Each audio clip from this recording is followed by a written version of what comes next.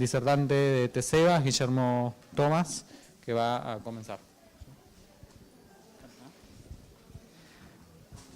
Hola, buen día. Bueno, la idea de esta presentación es introducir un poco en la utilidad que tienen las catecolaminas y las metanefrinas en el diagnóstico clínico, y en este caso le vamos a dar importancia al HPLC porque es el método en el cual nuestro laboratorio está poniendo a punto para determinar estos analitos. Para empezar la mañana y despertar un poco, vamos a empezar con una pregunta. Me siento Guido Casca empezando tan temprano con un juego de preguntas. Así que la primera pregunta es: ¿cuáles grupos funcionales se encuentran en la estructura de las catecolaminas? Estas son las opciones. Y pueden empezar votando desde la aplicación del Garrahan.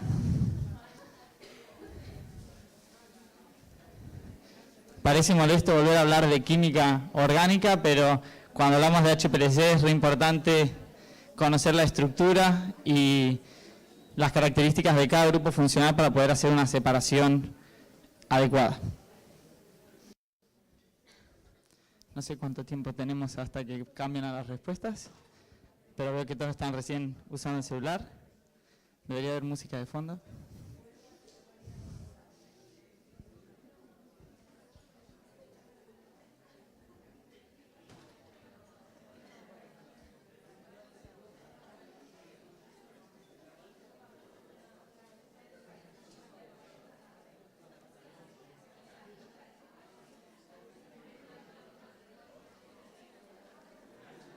¿Ya está? ¿Ya votaron? ¿El team de la residencia ya votó?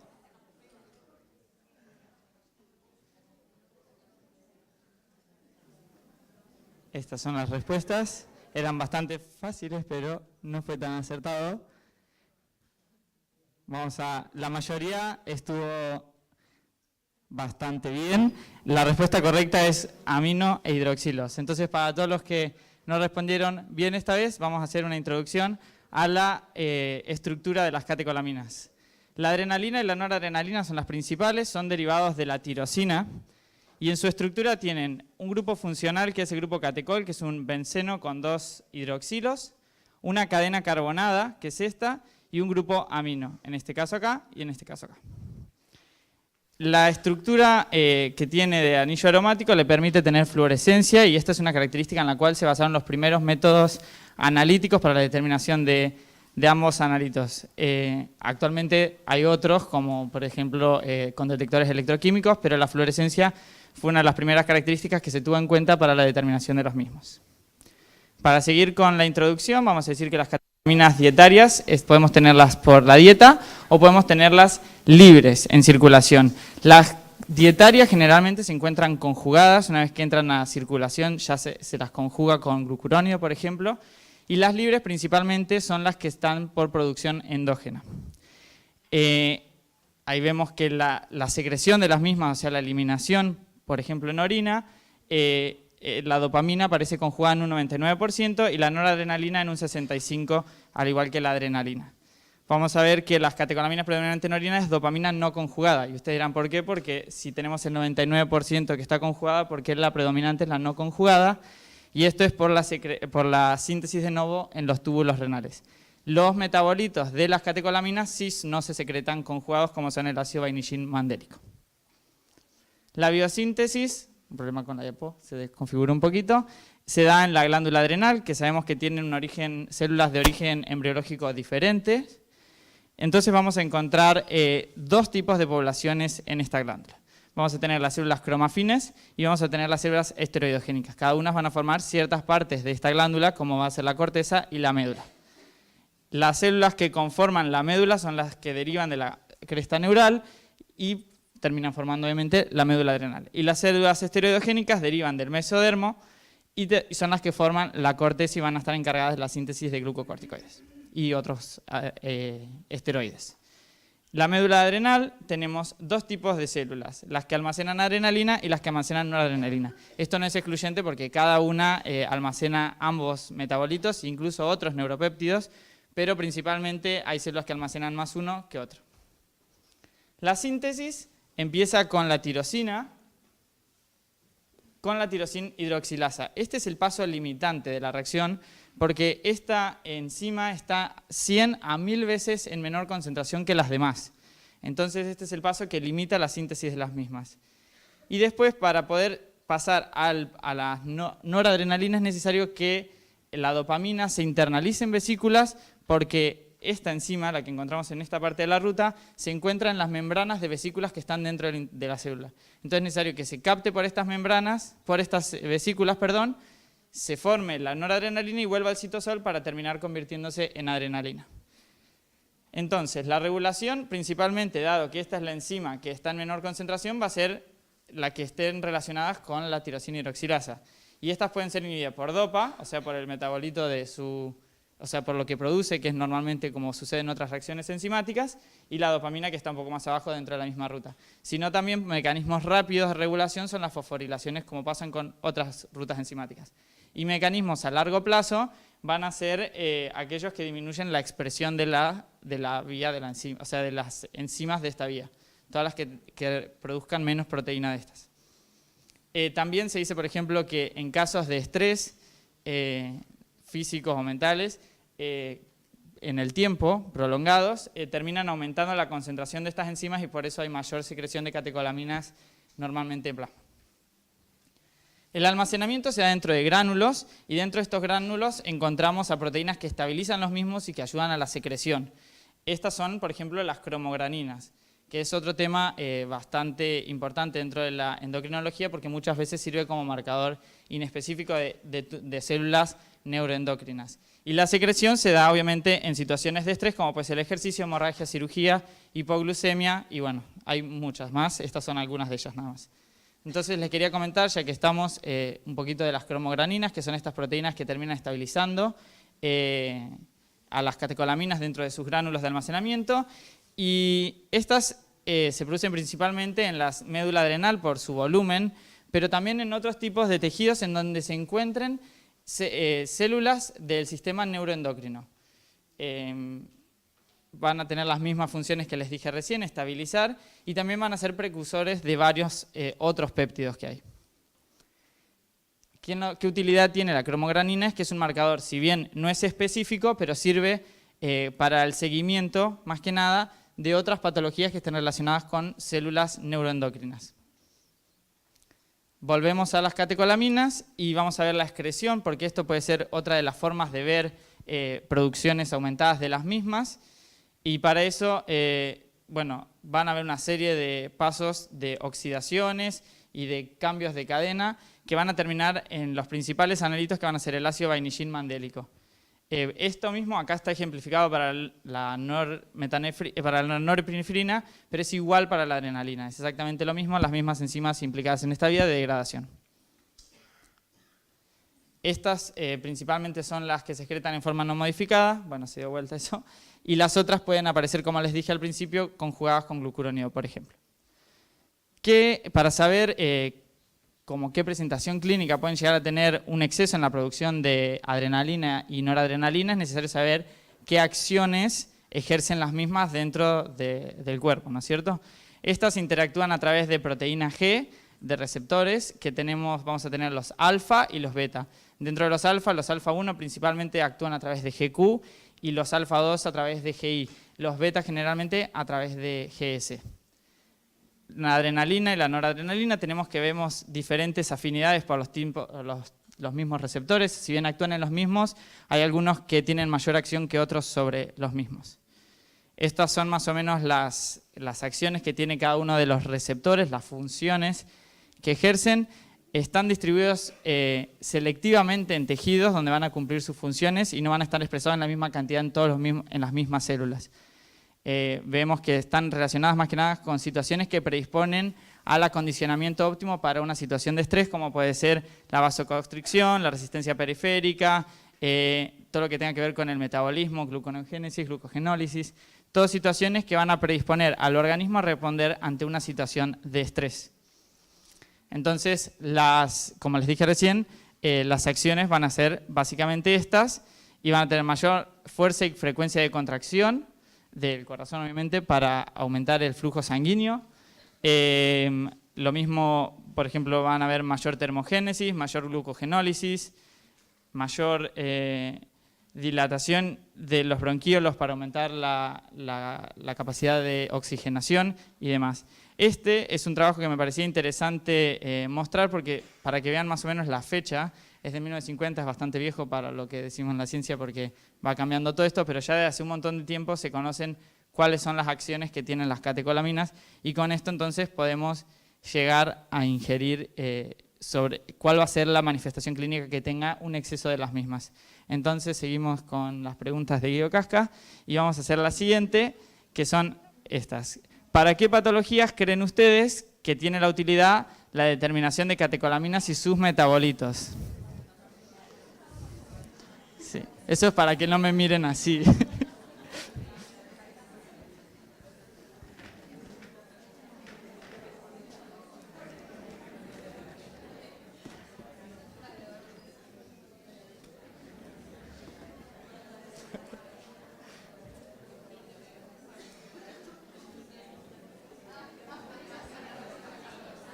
¿Qué?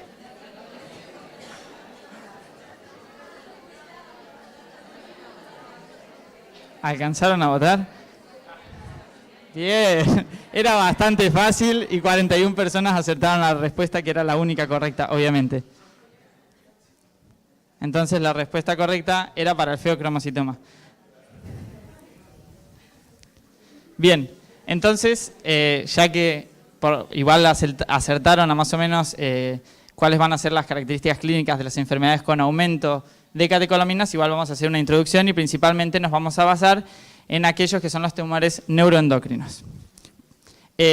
Son tumores por suerte infrecuentes, la mayoría se localizan en el tracto gastrointestinal, son pequeños y de crecimiento lento, es decir, son importantes para el diagnóstico porque si bien son infrecuentes hay varios casos, pero por suerte tienen la característica de que no son tan invasivos y su reproducción es lenta, por lo cual permite su detección y obviamente, como se puede inferir, va a tener menos consecuencias porque se va a poder tratar más a tiempo, digamos.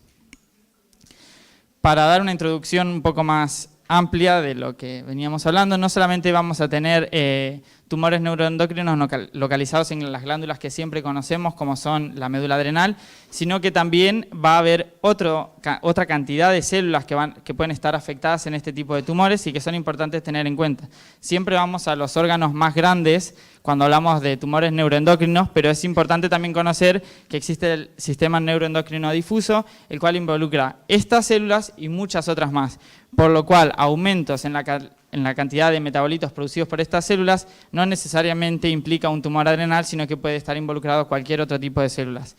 En este tipo de células o de patologías que se presentan, son útiles las cromograninas porque, como les dije, que son específicas de células neuroendocrinas, van a aparecer aumentadas en la proliferación anormal de este tipo de células y de otras más que forman parte de este sistema.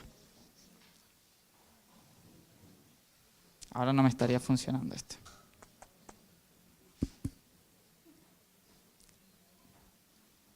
Chan, chan. ¿Sí te grabo? Ahí está. Bueno, dentro de los tumores neuroendocrinos tenemos los funcionantes y los no funcionantes. Como ven, la mayoría no son funcionantes. ¿Qué tienen de ventaja los funcionantes al momento del diagnóstico? Que son hormonas, o sea, secretan hormonas específicas, por lo cual tenemos un marcador tumoral con el cual podemos no realizar el diagnóstico, pero tal vez sí seguir. O si vemos niveles aumentados de los mismos, podemos inferir que hay una patología asociada y después con un adecuado análisis de la historia clínica del paciente se puede llegar al diagnóstico. Y como son funcionantes y secretan hormonas, van a generar síndromes hipersecretorios, como por ejemplo puede ser el carcinoide, que es por la secreción exacerbada de serotonina, o por ejemplo la hipoglucemia en los casos que se secrete insulina. Pero también tenemos los no funcionantes, que principalmente los vamos a poder encontrar a través de la visualización de masas por técnicas de imágenes, pero también tenemos los marcadores inespecíficos como la cromogranina. Entonces, desde el laboratorio, obviamente, nos vamos a centrar en la medición de las hormonas relacionadas a las patologías tumorales, como de marcadores inespecíficos como la cromogranina que les había nombrado anteriormente. Dentro de los tumores neuroendocrinos tenemos un listado enorme. Estos son la mayoría, pero hay otros menos frecuentes, menos comunes, que forman parte de este tipo de tumores. y que secretan hormonas específicas. Es decir, se puede llegar al diagnóstico a través de la medición de estas hormonas, que muchas de ustedes seguramente las conocen o las podrán medir en sus laboratorios. Algunas no son tan frecuentes de todas formas. Y los marcadores inespecíficos, como les dije, que son la cromogranina A y la, no me sale el nombre, la enolasa neuroespecífica. Esta es menos sensible y específica, por lo cual entre estos dos marcadores es preferible la cromogranina. Para centrarnos en el feocromocitoma, vamos reduciendo, hay muchas células, nos centramos en la médula renal y dentro de la médula renal en el feocromocitoma.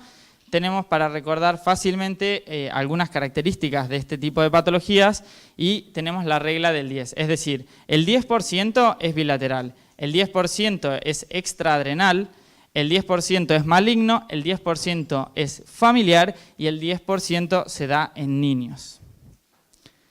Hay también dentro de los feocromocitomas extramedulares, son aquellos que se van a encontrar dentro de la cadena de los ganglios simpáticos. ¿Se acuerdan que hoy cuando vimos el origen embriológico de la médula, vimos que una parte de la cresta neural terminaba formando a la médula? Bueno, era esa parte que también va a formar a los ganglios simpáticos y es por eso que también se pueden producir este mismo tipo de tumores en estas células. Es importante por eso conocer hasta el origen embriológico de ciertos tipos de células para saber qué tipo de patologías pueden estar asociadas también con un feocromocitoma, por ejemplo. Dentro de la genética del feocromocitoma sabemos que hay ciertos genes que predisponen al desarrollo del mismo. El principal, la patología, o sea, la alteración genética más frecuente en este tipo de patología son los MEN2 en especial. Y en este caso este gen codifica para un receptor de tirosinquinasa y cuando está alterado todas las señales de activación y de reproducción celular están alteradas y se producen este tipo de tumores. Depende de cuáles sean los exones del gen que estén alterados, van a predisponerse ciertos tipos de tumores o de otros, como por ejemplo en el MEN2A está el cáncer medular de tiroides, el hiperparatiroidismo, el feocromocitoma, pero en el MEN2B, si bien es el mismo gen que se encuentra alterado, van a haber otro tipo de tumores. Hay otro tipo de genes que pueden encontrarse alterados en los pacientes que presentan feocromocitomas y estos son algunos de ellos y estos son los genes implicados en este tipo de enfermedades familiares. Bien, clínica es la verdad que no nos orienta mucho al diagnóstico porque es bastante inespecífica, porque si se fijan en la cantidad de acciones que tienen las catecolaminas y en los receptores que pueden interactuar, son muchas las acciones que pueden ejercer y por ende van a ser muchas las consecuencias clínicas que van a tener el aumento de las mismas.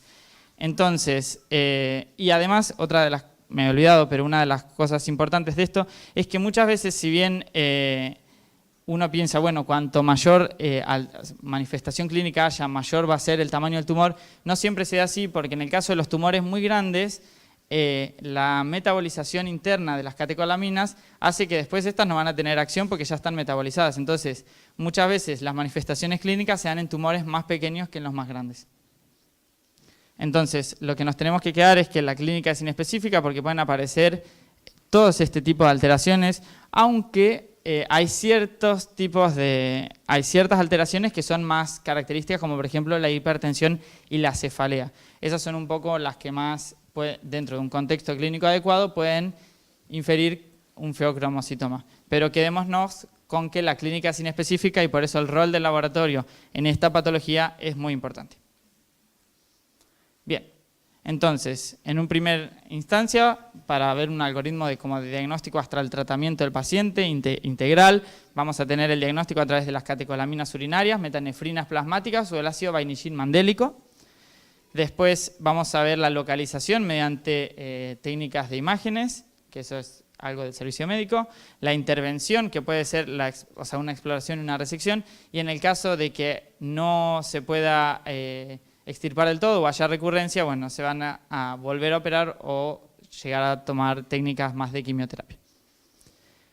Para la preanalítica de las catecolaminas, este listado es bastante acortado, pero hay papers que listan una cantidad importante de interferentes o de no solamente interferentes analíticos, sino de compuestos que pueden aumentar la secreción de catecolaminas.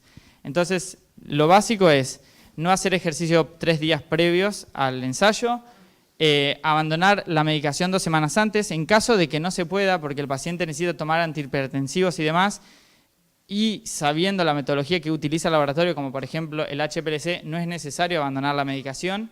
No ingerir mate, café, té, porque sugiere el aumento de catecolaminas, y en este caso para el ácido vainillín mandélico es no elegir alimentos que puedan tener derivados del vainillín por una cuestión metodológica y ahí sí de interferencia analítica y no de secreción.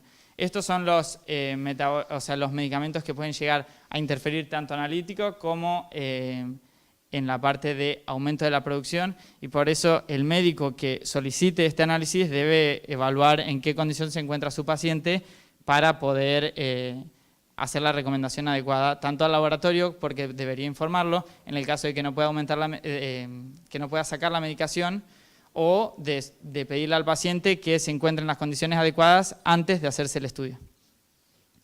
Bien, para el diagnóstico bioquímico, que es lo que más nos importa a nosotros, tenemos la muestra de orina de 24 horas, que es necesario que sea con conservantes, porque en el caso de las catecolaminas son muy oxidables y degradables fácilmente, entonces es necesario que sean con ácido, o las metanefrinas, que se pueden hacer en plasma, y por supuesto es una forma más fácil porque no requiere de todo lo que lleva una orina de 24, que es una incomodidad realmente para el paciente.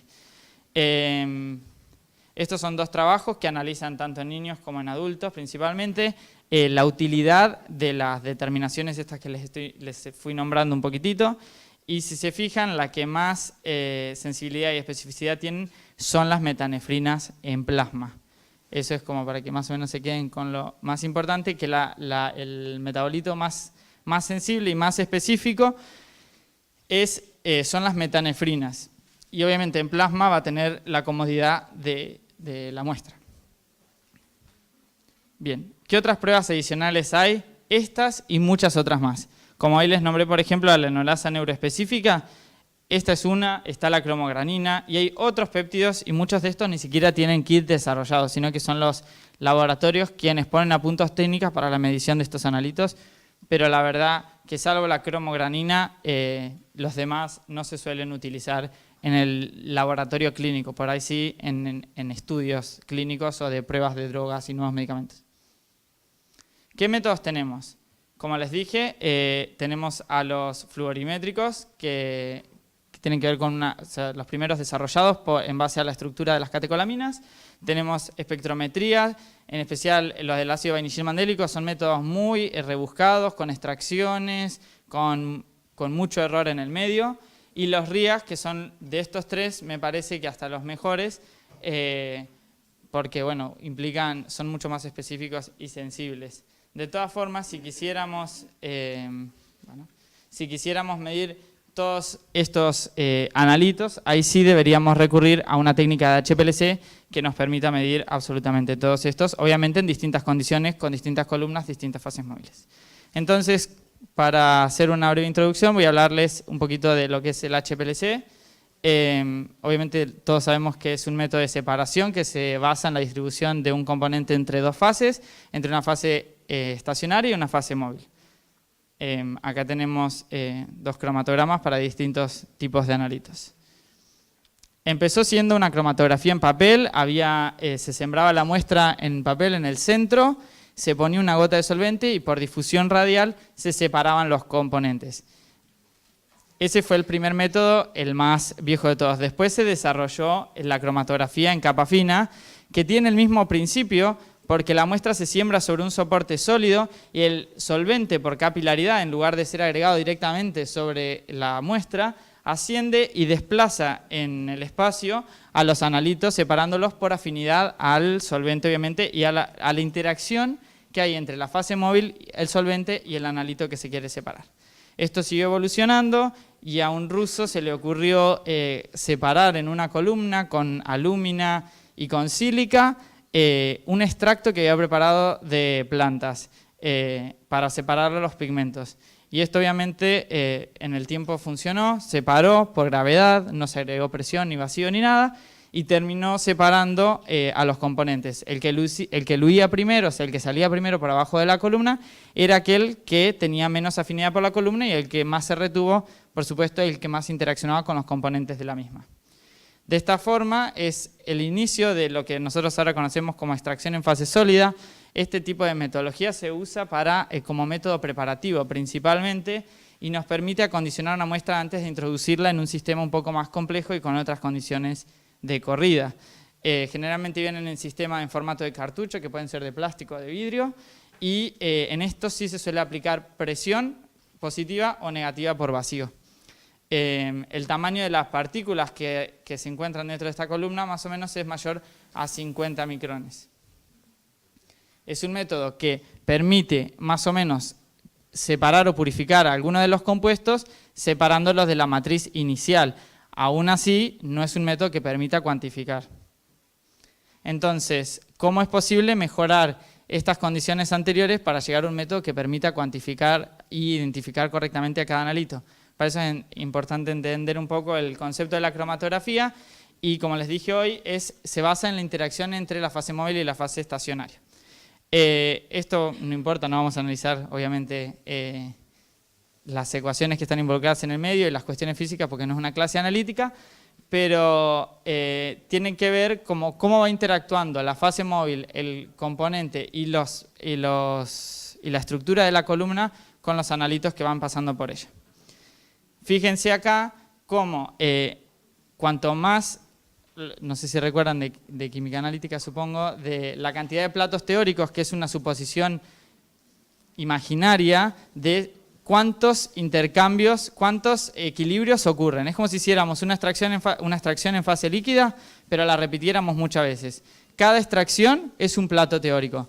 Entonces, como con cantidad de, cuanto más chiquito es el plato teórico, que lo podemos ver acá, mayor resolución va a haber. Es decir, cuantos más cantidad de equilibrios ocurran dentro de una misma columna, mejor va a ser la separación. Entonces, fijémonos, estas serían dos columnas en la cual el número de platos teóricos, o sea, la cantidad de equilibrios entre fase líquida y fase estacionaria, serían las mismas. O sea, pero la diferencia es que como es mucho más largo, hay muchos más platos teóricos, es decir, muchas más cantidades de equilibrios.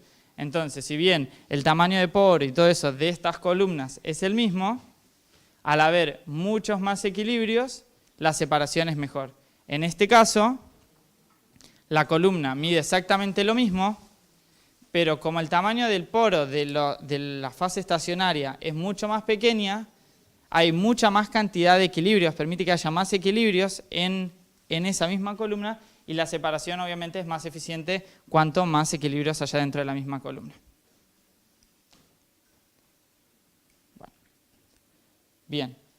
Esto es para que vean que la resolución obviamente tiene involucrado el número de platos teóricos que puede haber dentro de una misma columna y estos son factores que están relacionados con la composición del analito que se quiere medir, es decir, cómo interactúa ese analito con la fase móvil y con la fase estacionaria. Bien. Entonces, de esa forma, teniendo en cuenta estos parámetros, cómo llegamos a la cromatografía líquida. Y esto quiere decir que para poder aumentar la performance de este método analítico fue necesario reducir el tamaño de partícula y aumentar la presión. Y de esta forma, acá se ve como las columnas es lo mismo que hoy veíamos en forma vertical, pero vamos viendo cómo se separa en una columna, pasa por un sistema de detección y hay un software que grafica la señal de detección para permitirnos analizar. Bien. Entonces, esta técnica ahora sí, con una mejor capacidad de resolución, nos permite separar, cuantificar e incluso en algunos métodos nos permite preparar estos analitos para el uso posterior. No es lo que generalmente se busca en un laboratorio clínico, pero sí por ahí en una industria farmacéutica.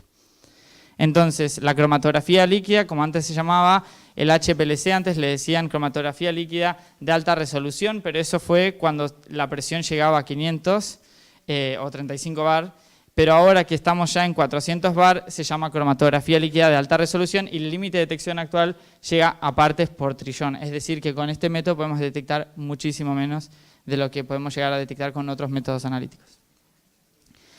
Básicamente el sistema está compuesto por una fase móvil que se inyecta a través de una bomba con válvulas en la columna en la cual se inyecta también en este momento de la válvula. Acá se hace la inyección de la muestra, viene la fase móvil, arrastra la muestra por la columna, la separa, el detector va cuantificando en el tiempo el analito que va saliendo por la columna y hay un registrador que grafica la intensidad de la señal con el software.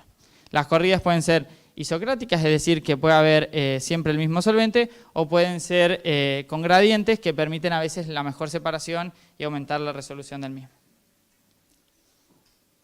Cromatografías líquidas hay muchísimas, no vamos a hablar de esto, pero dependiendo del analito que se quiera analizar, vamos a tener que hacer una elección adecuada del método y en función de las características clínicas que yo les decía que era importante saber, vamos a tener que elegir la cromatografía que nos parezca mejor para la separación. Estos son gráficos, hay otros más que se utilizan más o menos para orientarse en, dependiendo de cómo sea el origen del analito que queremos saber, cuál es el peso molecular y cómo es la polaridad del mismo, qué métodos nos convendría usar para la separación, es decir, qué tipo de cromatografía líquida deberíamos usar. En nuestro laboratorio estamos poniendo a punto el método de catecolaminas y metanefrinas. Este es un kit cerrado que ya está puesto a punto, pero la idea es desarrollar uno propio y por eso es que es importante conocer, si bien conocemos algunas de las características del kit, generalmente los kits cerrados no dicen cómo son las columnas, cómo son los solventes, cómo son los buffers y demás. Entonces es necesario volver para atrás, conocer la estructura química y volver a todos los gráficos que les fui mostrando recién rápidamente para saber qué tipo de columna es la adecuada, qué tipo de solvente es el adecuado y todo eso. Por eso es importante, si bien a veces nos olvidamos de la parte química porque avanzamos en la clínica, volver a recordar las características químicas de los compuestos para este tipo de metodologías. Este es el método del ácido vainillilmandélico y los valores de referencia son más o menos estos. Sin embargo, estos son los propuestos por el kit, en nuestro caso. Sin embargo, cuando los valores superan esto, es decir, la noradrenalina ya es más de 156 picogramos en la orina de 24 horas, ya es sugerente de un feocromocitoma, aunque después obviamente hay que hacer una evaluación clínica y de imágenes. Bien. La cromatografía siguió avanzando, el tamaño de partículas se redujo y llegamos a tamaños de poros mucho más chiquititos que nos permiten una mejor separación. Fíjense cómo para un mismo analito, que en este caso es simvastatina, tenemos una corrida de 20 minutos y un pico que se vale bastante bien. Sin embargo, con un tamaño de partícula mucho menor, pero con presiones mucho más elevadas, esta misma corrida se reduce a 2 minutos 50. Esto significa también, si bien hay una inversión inicial, un ahorro de costes para el laboratorio porque la cantidad de tiempo y de solventes que se van a usar para esta separación va a ser mucho menor a la que se va a usar en este caso.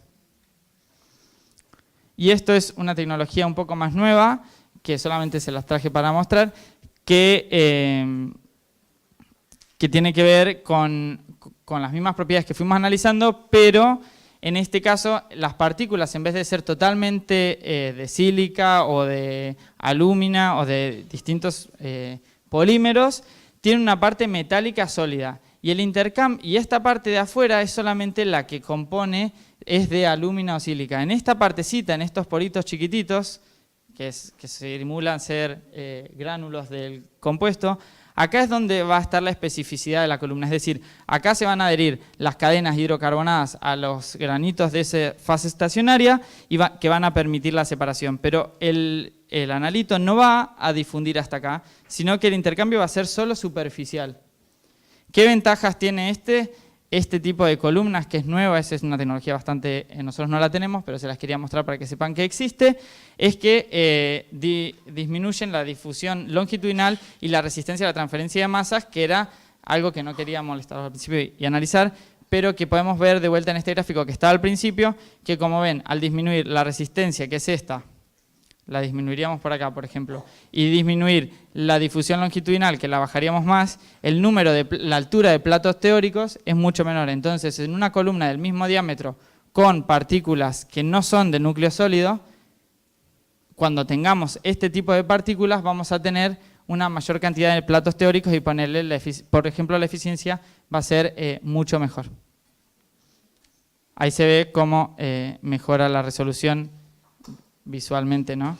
De un pico un poco más ancho y un pico un poco más definido. Bien, y para terminar, les quería preguntar, la última pregunta de la diapositiva es ¿cuál de los siguientes parámetros creen que permite identificar a un compuesto y distinguirlo del otro? Estas son las preguntas.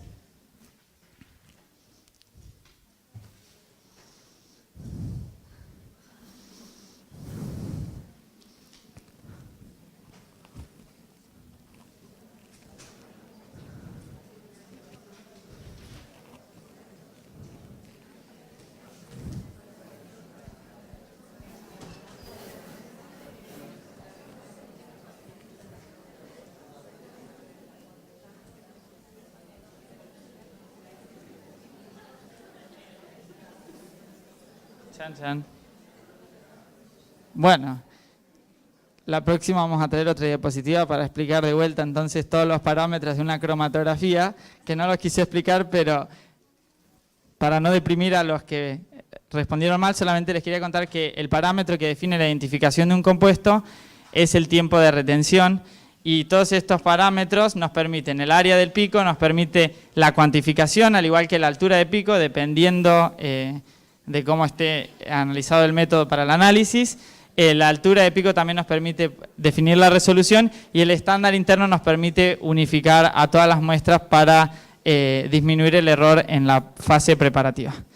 Que esta es la bibliografía que les quedará, porque no la vamos a leer, a menos que quieran.